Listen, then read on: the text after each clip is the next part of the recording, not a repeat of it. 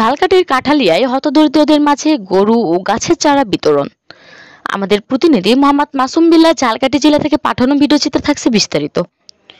ঝালকাঠির কাঠালিয়ার আমুয়ায় অতি দরিদ্রদের মাঝে গরু, ফলদ গাছের চারা ও মশারি বিতরণ করেছে ব্রাক। আজ 8ই মে সকাল 11টায় আমুয়া ব্রাক অফিসের সামনে চত্বরে এসব বিতরণ করা হয়।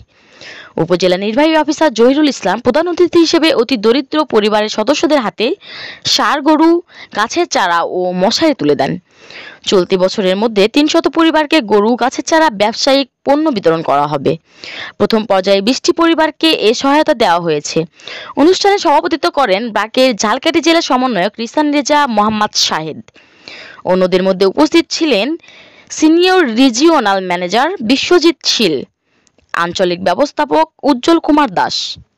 এই প্রোগ্রামটি আসলে প্রশংসার দাবিদার এবং ব্রাক আমাদের উপজেলায় প্রায় 300 জন মানুষকে এভাবে সম্পদ বিতরণ করবেন এবং তাদের যে সিলেকশন প্রসিজারটা এটা খুবই চমৎকার হয়েছে আমার কাছে মনে হয়েছে। কারণ এখানে কোনো মেম্বার বা কোনো চেয়ারম্যান বা কোনো অফিসার কারো কোনো হস্তক্ষেপ ছিল না। পিয়ারের মাধ্যমে তারা এটা নির্ধারণ করেছে এবং এটা খুবই চমৎকার একটা প্রসেস। তো আশা করি এই সম্পদ পেয়ে আমাদের উপযুক্ত যারা আছেন ওনাদের ভাগ্যের টাকা খুলবে। ধন্যবাদ রাখছি।